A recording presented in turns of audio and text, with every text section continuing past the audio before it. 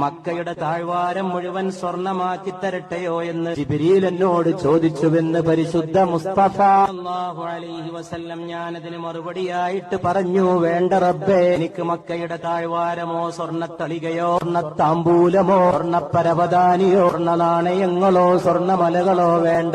എനിക്ക് ഒരു ദിവസം അന്നം കഴിക്കാൻ നീ സൗകര്യം ചെയ്തു തന്നാൽ മതി അല്ലാ. പിറ്റേന്ന് എന്നെ പട്ടിണിക്കിടണമല്ല. പിറ്റേന്ന് ദാരിദ്ര്യമാണ് എനിക്കിഷ്ടമല്ല.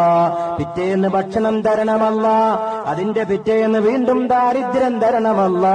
ഭക്ഷണം കഴിച്ചാൽ ഞാൻ നിന്നെ സ്തുതിച്ചുകൊള്ളാമല്ല. ഭക്ഷണമില്ലാതെ പട്ടിണിയായാൽ ഞാൻ നിന്നെ ഓർത്ത് പ്രാർത്ഥിച്ചുകൊള്ളാമല്ല.